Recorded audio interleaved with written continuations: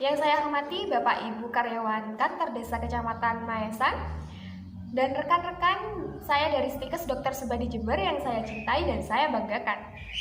Pertama-tama, marilah kita panjatkan puji dan syukur kehadirat Tuhan Yang Maha Esa yang telah memberikan rahmat dan karunia-Nya sehingga kita bisa berkumpul di tempat ini dalam keadaan sehat walafiat. Salawat serta salam semoga tetap tercurahkan kepada junjungan kita, Nabi besar Muhammad SAW. Baiklah, berdirinya saya di sini untuk memandu jalannya penyuluhan pada pagi hari ini. Sebelum penyuluhan dimulai, izinkan kami untuk memperkenalkan diri. Perkenalkan, nama saya Tias Nurjana dan nama rekan-rekan saya, Syadifa Kamilia, Siti Fira Fareza, Siti Dewi Handayani, Uswatun Hasanah, Ubaidillah, Widya Nur Aulia, dan yang terakhir yaitu Zaitun Amalia.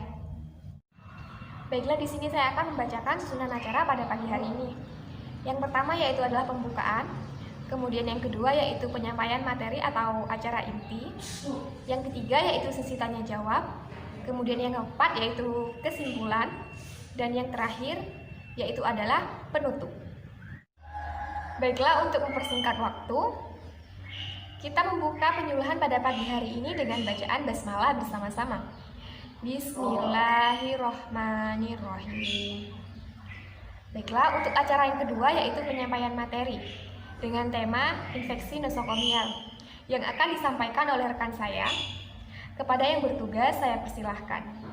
Assalamualaikum warahmatullahi wabarakatuh. Perkenalkan, nama saya Uswatun Hasanah, mahasiswa dari Stikes Dr. Subandi Jember. Di sini saya akan melakukan penyuluhan dengan tema infeksi nosokomial. Apa sih infeksi nosokomial itu? Infeksi nosokomial adalah infeksi yang terjadi di lingkungan rumah sakit. Seseorang dikatakan mengalami infeksi nosokomial jika infeksinya didapat ketika berada atau menjalani perawatan di rumah sakit. Infeksi nosokomial juga bisa terjadi pada pasien, perawat, dokter, serta pekerja atau pengunjung rumah sakit. Beberapa contoh penyakit yang dapat terjadi akibat infeksi nosokomial adalah infeksi aliran darah, pneumonia, infeksi saluran kemih, dan infeksi luka operasi. Kemudian, penyebab infeksi nosokomial yaitu infeksi nosokomial paling sering disebabkan oleh bakteri. Infeksi bakteri ini lebih berbahaya karena umumnya disebabkan oleh bakteri yang sudah kebal atau resisten terhadap antibiotik. Infeksi nosokomial akibat bakteri ini bisa terjadi pada pasien yang sedang mendapatkan perawatan di rumah sakit atau pasien dengan sistem imun atau daya tahan tubuh yang lemah. Selain bakteri, infeksi nosokomial juga dapat disebabkan oleh virus, jamur, dan parasit. Penularan infeksi nosokomial dapat terjadi lewat udara, air, atau kontak langsung dengan pasien yang ada di rumah sakit. Yang berikutnya yaitu faktor risiko infeksi nosokomial. Ada beberapa faktor, yaitu yang pertama memiliki sistem kekebalan tubuh yang lemah, misalnya akibat HIV atau AIDS atau menggunakan obat imunosupresan. Yang kedua yaitu menderita koma, cedera berat, luka bakar atau shock. Yang ketiga yaitu memiliki akses atau sering kontak dengan pasien yang sedang menderita penyakit menular tanpa menggunakan alat pelindung diri yang sesuai standar operasional. Kemudian yang keempat yaitu mendapatkan perawatan lebih dari 3 hari atau dalam jangka panjang di ICU. Yang kelima yaitu berusia di atas 70 tahun atau masih bayi.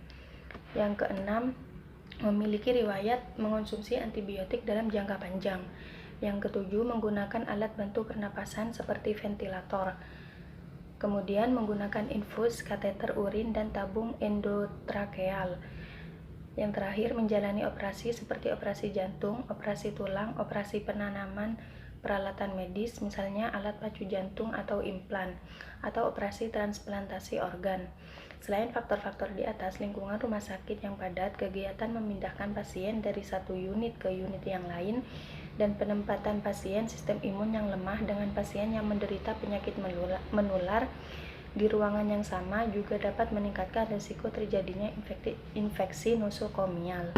Assalamualaikum warahmatullahi wabarakatuh. Perkenalkan, nama saya Zaituna Malia, NIM 19010186. Baik, saya akan melanjutkan penjelasan dari teman saya yang sebelumnya. Nah, materi yang selanjutnya yaitu gejala infeksi nosokomial. Gejala ini sangat bervariasi, tergantung infeksi penderita. Gejalanya yaitu ada demam, sesak nafas, tubuh terasa lemas, ruam di kulit, mual dan muntah, dan banyak lagi. Nah, kapan sih kita harus ke dokter? Anda perlu memeriksakan diri dan berkonsultasi ke dokter jika merasakan gejala infeksi yang barusan saya sebut di atas, terutama bila gejala lagi. Nah, kapan sih kita harus ke dokter? Anda perlu memeriksakan diri dan berkonsultasi ke dokter jika merasakan gejala infeksi yang barusan saya sebut di atas, terutama bila gejala tersebut muncul setelah Anda mendapatkan perawatan di rumah sakit.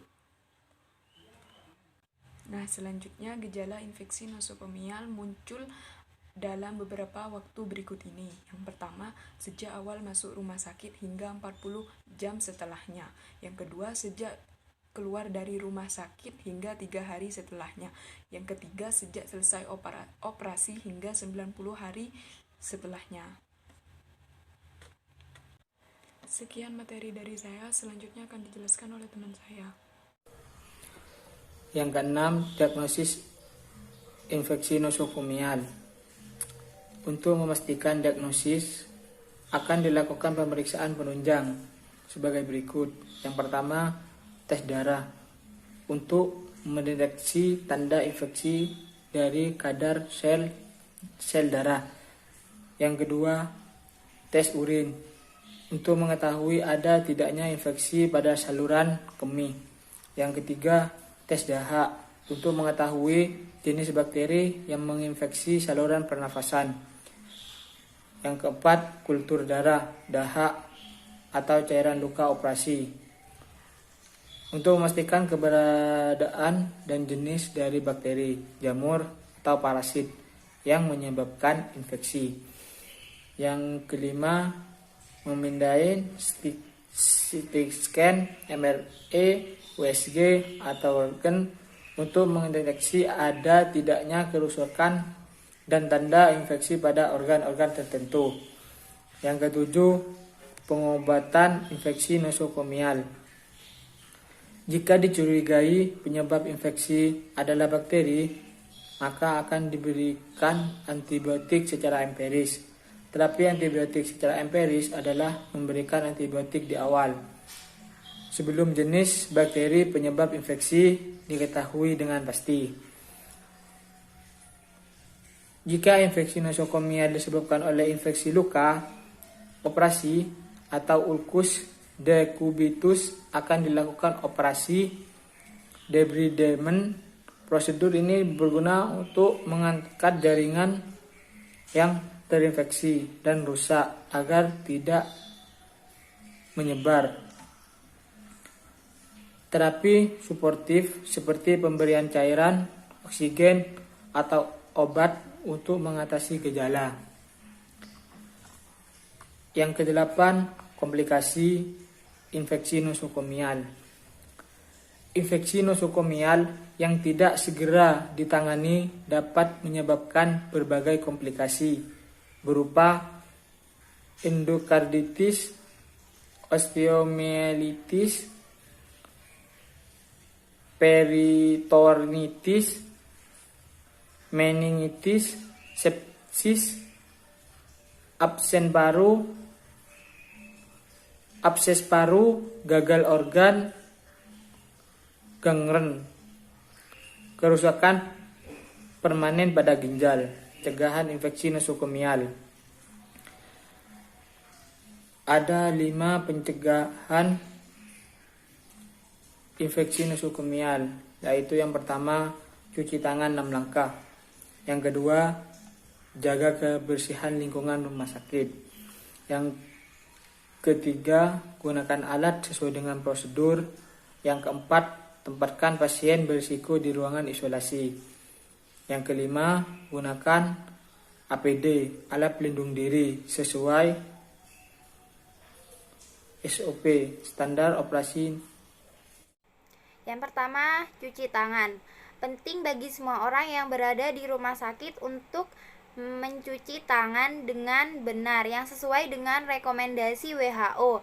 Ada 5 waktu wajib untuk mencuci tangan saat di rumah sakit, yaitu yang pertama, sebelum memegang pasien, yang kedua, sebelum melakukan prosedur dan tindakan pasien, yang ketiga, setelah terpapar cairan tubuh misalnya urin, darah, dan feses, yang keempat, setelah memegang pasien, yang kelima, setelah menyentuh barang-barang di sekitar pasien. Nah, di sini saya akan melakukan 6 langkah cuci tangan dengan benar. Yang pertama, ratakan sabun dan menggosokkan pada kedua telapak tangan. Yang kedua, gosokkan punggung tangan dan sela-sela jari.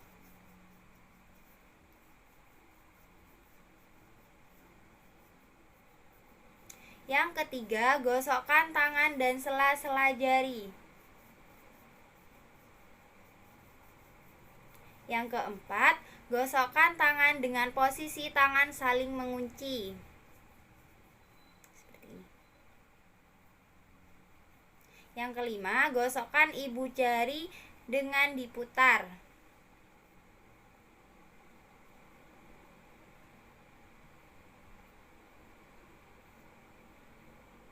Yang keenam, usapkan ujung kuku tangan dengan benar.